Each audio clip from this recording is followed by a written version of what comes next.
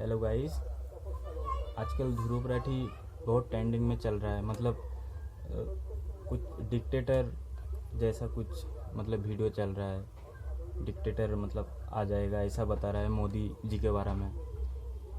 मतलब वो सच बता रहा है या झूठ बता रहा है? मतलब क्या होने वाला है अगर डिक्टेटर आ गया तो? इसके बारे में मैं वीडियो आपके सामने चला रहा हूँ, आप देखो और कमेंट करो, ठीक है? ये एक बड़ा सीरियस सवाल है। आप में से कई लोग इस सवाल को सुनकर जवाब देंगे ऑब्वियसली नहीं। हम जिस पॉलिटिकल पार्टी को चाहें उसको वोट दे सकते हैं। जिस पॉलिटिशियन को सबसे ज्यादा वोट मिलते हैं वो पावर में आता है, तो ऑब्वियसली डेमोक्रेसी तो है हमारे देश में। लेकिन ये सवाल इससे कहीं ज्यादा गहरा है। जो मैं आपको आगे इस वीडियो में आज दिखाने वाला हूं वो काफी शॉकिंग होगा। इस वीडियो को देखने के बाद आप सोचने पर मजबूर हो जाओगे इस सवाल का वाकई में सही जवाब क्या है। हालांकि अगर आप इस टाइप के लोगों में से हो जो प्रधानमंत्री मोदी को अपना भगवान मानते हैं, वो भगवान है हमारे, हम उनकी पूजा करते हैं। प्राइम मिनिस्टर मोदी वो हमारे लिए एक अवतार है, वो एक साधारण मनुष्य नहीं है। प्रधानमंत्री इस देश के भगवान विष्णु का अवतार है। या फिर आप इस टाइप के लोगों में से हो जिन्हें लगता है कि मोदी जी ने किया है तो कुछ सोचकर ही किया होगा। आप अपना दिल ऑलरेडी मोदी जी को दे चुके हो। मोदी हमारा पति, हमारा भाई, हमारा बाप, हमारा गुरु है। आप सब बोलिए, क्यों आपको लगता है कि मोदी जो और योगी जी वो विकास दे पाएंगे जो और कोई नहीं दे? हम उनके पर दिल दे बैठे हैं। ऐसे केस में आपके लिए मुश्किल हो सकता है अपनी आंखें खोलकर सच हजम करना, लेकिन बाकी सब लोगों के लिए अगर आप सही मायनों में देश की परवाह करते हो तो आज का ये वीडियो बहुत बहुत जरूरी है। बात यहाँ किसी एक इंसिडेंट की नहीं है, बल्कि ढेर सारे ऐसे इंसिडेंट्स की है जो एक के बाद एक हो जा रहे हैं पिछले कुछ महीनों से, पिछले कुछ सालों से। वो सारे इंसिडेंट्स जो सिर्फ एक चीज की ओर इशारा करते हैं कि हमारा देश वन नेशन वन पार्टी की ओर आगे बढ़ रहा है। मीडिया से ऑपोजिशन की आवाज को पूरी तरीके से खत्म कर देना, एमएलएस की हॉर्स ट्रेडिंग, इलेक्टेड सरकारों से पावर छीन लेना नए कानून बनाकर, इन्वेस्टिगेटिव एजेंसीज का वेपनाइजेशन, ईडी सीबीआई का प्रेशर बनाकर ऑपोजिशन पॉलिटिशियंस को जेल भेज देना, स्टेट गवर्नमेंट्स की वर्किंग में इंटरफेयर करना गवर्नर्स का इस्तेमाल करके, स्टेट गवर्नमेंट से फंड्स को ही विदहोल्ड कर लेना, जनता से प्रोटेस्ट करने का अधिकार ही छीन लेना और अगर कोई प्रोटेस्ट करे तो उनका टीयर गैस और रबर बुलेट से स्वागत करना, इलेक्टोरल बॉन्ड्स का इस्तेमाल करना अपनी सारी फंडिंग छुपाने के लिए, और अगर कोई ऑपोजिशन का कैंडिडेट इलेक्शन जीत भी जाए तो सीधा सीधा इलेक्शन फ्रॉड करके खुद को जिता लेना। मैं प्रधानमंत्री मोदी से कहना चाहूंगा, थोड़ी मर्यादा रखिए।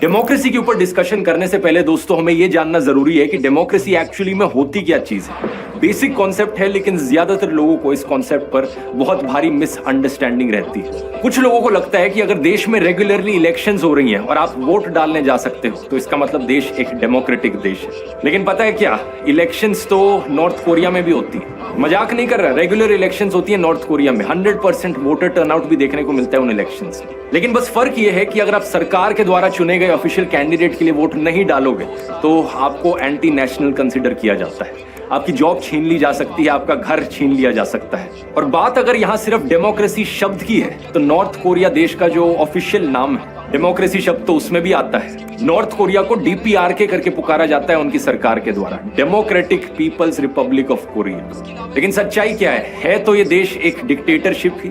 सिमिलरली रशिया को भी एक डिक्टेटरशिप कंसिडर किया जाता है, लेकिन इलेक्शंस तो वहां भी होती है। बस फर्क ये है कि जो भी कैंडिडेट पुतिन के खिलाफ खड़ा होता है वो किसी ना किसी कारण से कभी उसको डिस्क्वालीफाई कर दिया जाता है, कभी वो अचानक से मार दिया जाता है।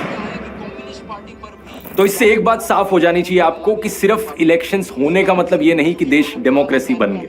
इलेक्शंस फ्री और फेयर होनी चाहिए। फ्री मतलब जनता को आजादी है, जिसके लिए वो वोट डालना चाहे उसके लिए डाल सकते हैं, और फेयर का मतलब अलग अलग कैंडिडेट्स का, अलग अलग पॉलिटिकल पार्टीज के जीतने का एक फेयर चांस है। ऐसा नहीं कि किसी एक पार्टी के पास कुछ ज्यादा ही एडवांटेज हो। हाल ही में चंडीगढ़ म्यूनिसिपल कॉर्पोरेशन की मेयर इलेक्शंस हुई। इन इलेक्शंस में कांग्रेस और आम आदमी पार्टी ने एक अलायंस बनाई थी, जिनके कुल मिलाकर टोटल में 20 वोट बनते थे आउट ऑफ 35। पार्टी के वोट्स को देखकर ये बात क्लियर थी कि ये इलेक्शंस ये अलायंस ही जीतेगी।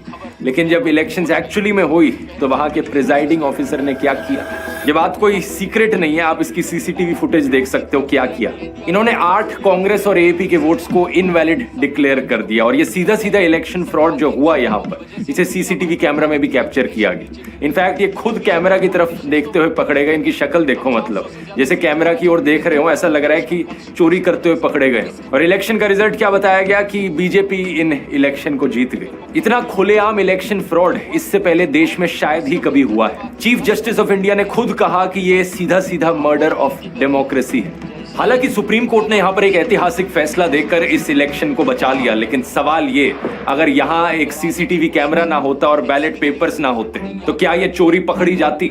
ये सिर्फ एक उदाहरण है दोस्तों। इससे पहले इस खबर को देखो, 2021 की खबर। असम में एक बीजेपी कैंडिडेट की गाड़ी में एक ईवीएम मशीन पाई गई।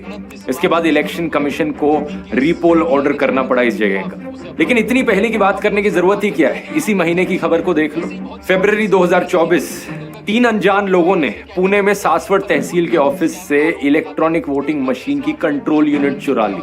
क्या मजाक चल रहा है यहाँ पर?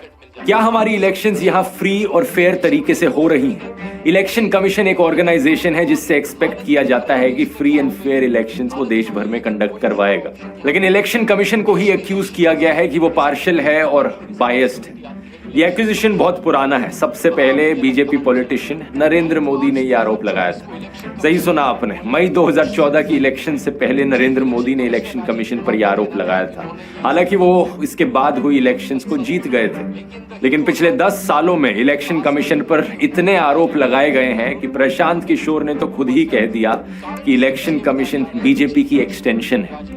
उनका कहना है कि उन्होंने इतना पार्शियल और बायस्ड इलेक्शन कमीशन आज तक नहीं देखा। इस कमीशन ने हमेशा रूल्स को बेंड करने की कोशिश करी है, इस तरीके से स्केड्यूल बनाने की कोशिश करी है इलेक्शंस का कि फायदा हमेशा बीजेपी को पहुंचे।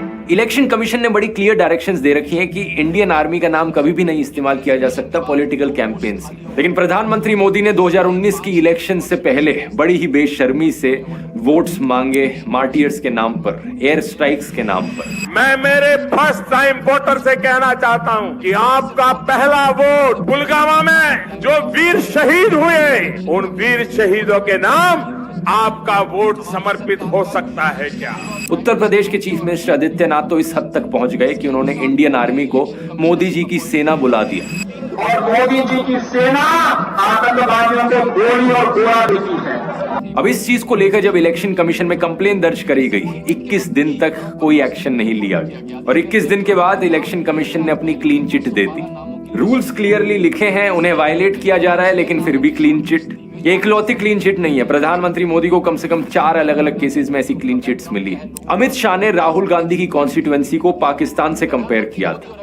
ये भी करना रूल्स के खिलाफ है, लेकिन इलेक्शन कमीशन ने इसमें भी क्लीन चिट दे दी। कुल मिलाकर 7 ऐसे केसेस हैं जिसमें मोदी और शाह को क्लीन चिट मिली हुई है। एनडीटीवी ने उस वक्त ये भी रिपोर्ट किया था कि 3 इलेक्शन कमिश्नर्स में से एक इलेक्शन कमिश्नर ने डिसेंटिंग राय अपनाई इन 7 में से 5 केसेस में। यानी एक इलेक्शन कमिश्नर ऐसे थे जिनका मानना था कि यहाँ क्लीन चिट नहीं मिलनी चाहिए। बाद में पता चला कि इन इलेक्शन कमिश्नर का नाम था अशोक लवासा। पता है इनके साथ आगे जाकर क्या हुआ? इनकी पत्नी, बेटे, बेटी, बहन सभी को सरकारी एजेंसियों के नोटिस आ गए। सिटीजन कमीशन ऑन इलेक्शंस ने अपनी रिपोर्ट में बताया कि अशोक लवासा को धीरे से इलेक्शन कमीशन से बाहर कर दिया। जरा सोचिए, ये एक इलेक्शन कमिश्नर के बारे में बात हो रही है। ये एक डेमोक्रेसी है या डिक्टेटरशिप? डेमोक्रेसी के अंदर separation of powers, independence of institutions एक ऐसी चीज है जिसके बारे में आपने स्कूल में पढ़ा होगा। हमारे सुप्रीम कोर्ट ने एक आदेश दिया था इलेक्शन कमीशन का इंडिपेंडेंस बनाए रखने के लिए कि जो चीफ इलेक्शन कमिश्नर है और बाकी इलेक्शन कमिश्नर्स हैं, उनकी अपॉइंटमेंट 3 मेंबर कमेटी के द्वारा करी जाएगी, जिसमें एक प्राइम मिनिस्टर होंगे,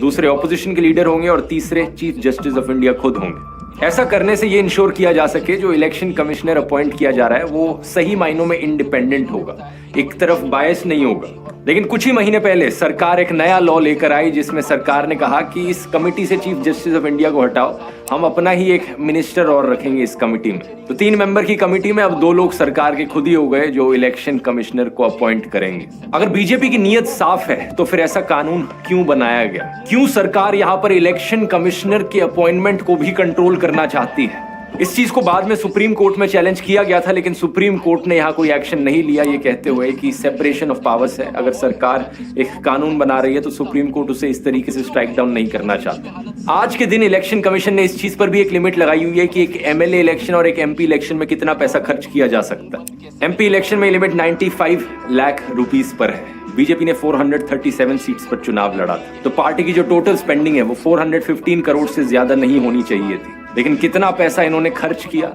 इलेक्शन कमीशन की वेबसाइट पर लिखा हुआ है 1264 करोड़ रुपीस कैसे अलाउ किया इलेक्शन कमीशन ने।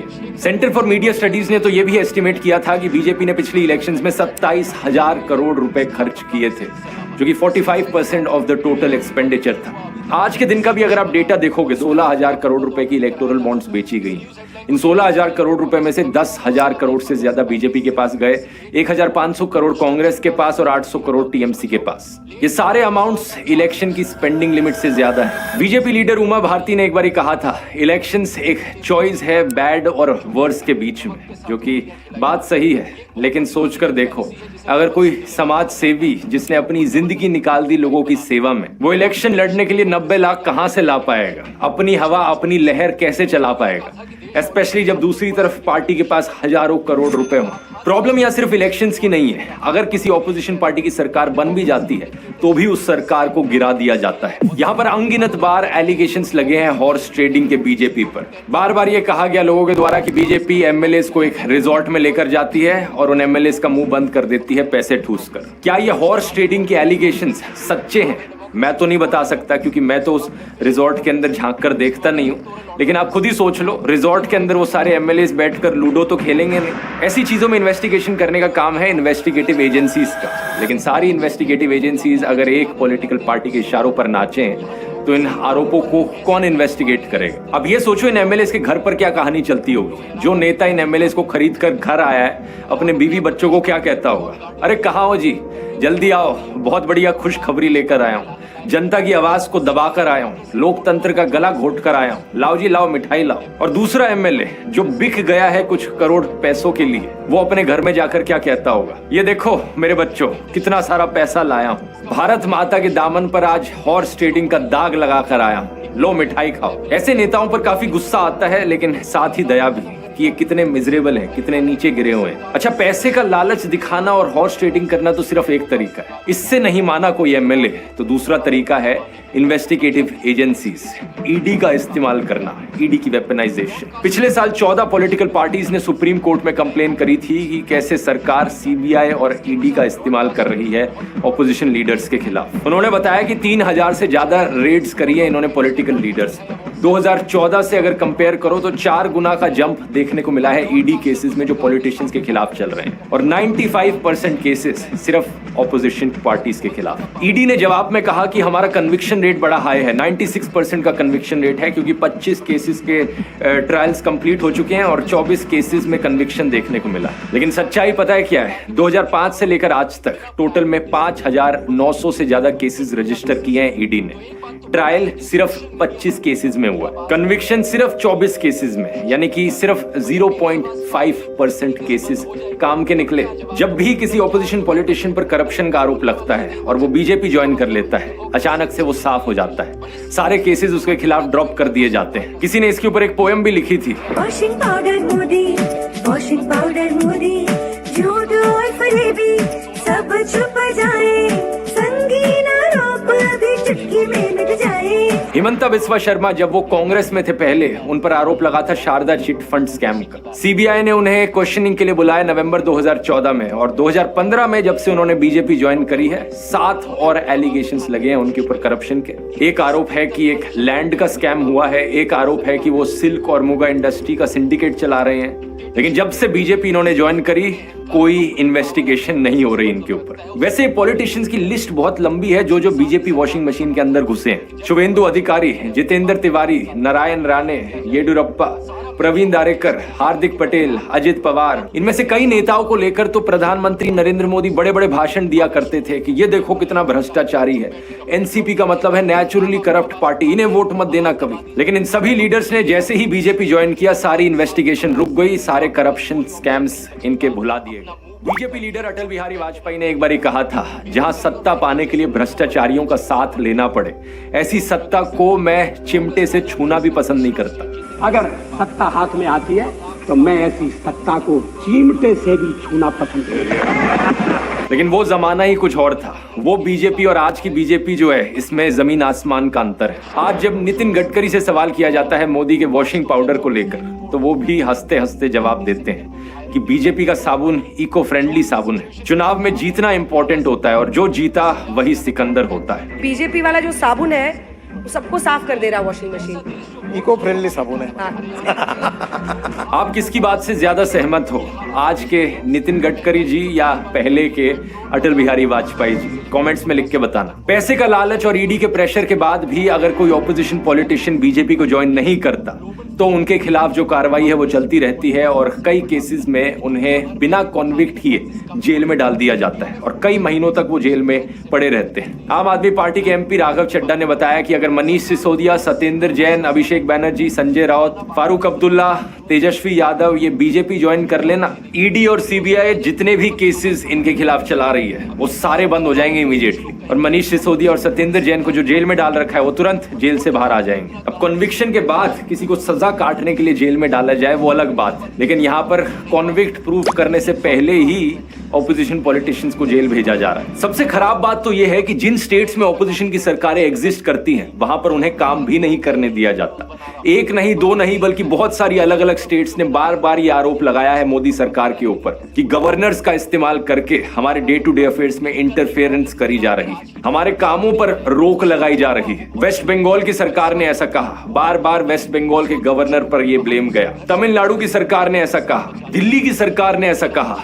केरला की सरकार ने ऐसा कहा। पिछले साल केरला की सरकार ने तो यह तक आरोप लगाया था कि जो हम बिल पास करते हैं हमारे गवर्नर उस पर 2-2 साल तक बैठे रहते हैं, उन बिल्स को अप्रूव ही नहीं होने देते। इस बात को लेकर केरला स्टेट ने सुप्रीम कोर्ट में कंप्लेन भी करी और सुप्रीम कोर्ट ने कहा कि गवर्नर्स इस तरीके से बिल्स पर बैठ नहीं सकते, ये चीज अनकॉन्स्टिट्यूशनल है। दिल्ली में एलजी वर्सेस दिल्ली सरकार के बीच में जो इशू चला है उसके बारे में तो आप कई साल से सुनते आ रहे होंगे। सीएम केजरीवाल ने बार बार कहा है पिछले कई सालों में कि हमें काम नहीं करने दिया जा रहा, एलजी हमारे काम के बीच में इंटरफेरेंस करते हैं। इस बात को लेकर दिल्ली सरकार भी सुप्रीम कोर्ट गई थी और सुप्रीम कोर्ट ने उनके फेवर में डिसीजन भी सुनाया था। सुप्रीम कोर्ट ने वहां पर भी कहा था कि एलजी को इस तरीके से इंटरफेरेंस नहीं करनी चाहिए, असली पावर चुनी गई सरकार के हाथ में। लेकिन सेंट्रल गवर्नमेंट ने क्या किया सुप्रीम कोर्ट के इस फैसले के बाद? वो एक नया कानून ले आए दिल्ली सरकार की पावर्स को छीनने के लिए। GNCTD, government of national capital territory of Delhi amendment act 2023। इसका इस्तेमाल करके मोदी सरकार ने कई सारी पावर्स जो दिल्ली सरकार के पास थी उन्हें ट्रांसफर कर दिया एलजी के पास। हमने अस्पताल बदले थे, अस्पताल शानदार बना दिए, सारी दवाइयों का सबका इंतजाम किया। इन्होंने अफसरों के ऊपर उनकी हाथ मरोड़ के उन दवाइयां बंद करा दी। इन्होंने टेस्ट बंद करा दिए। मोहल्ला क्लिनिक में 3 महीने तक पिछले साल मोहल्ला क्लिनिक में टेस्ट नहीं हो पाए। इन्होंने पेमेंट रोक दी लेबोरेटरीज की। इतने गंदे और इतने घटिया लोग हैं ये लोग। एक दिन एक ऑर्डर पास करके इन्होंने दिल्ली के सारे सरकारी अस्पतालों के डेटा एंट्री ऑपरेटर हटा दिए। अब अस्पताल के अंदर रजिस्ट्रेशन करने वाला कोई नहीं बचा। अरे करना क्या चाहते हो? दिल्ली के लोगों को मारना चाहते हो क्या? जरा खुद ही सोचकर देखो दोस्तों, आप अगर आप एक मोदी फैन हो तो एक सेकंड के लिए उस ख्याल को अपने दिमाग से निकाल दो और सच्चे दिल से अपने आप से पूछकर देखो, अगर प्रधानमंत्री मोदी को सही में देश की चिंता होती, देशवासियों की चिंता होती, तो क्या वो ऐसी हरकतें करते? अब आप में से कुछ लोग सोचोगे कि यार पक्का मुझे किसी ऑपोजिशन पार्टी ने फंड किया होगा इस वीडियो को बनाने के लिए, लेकिन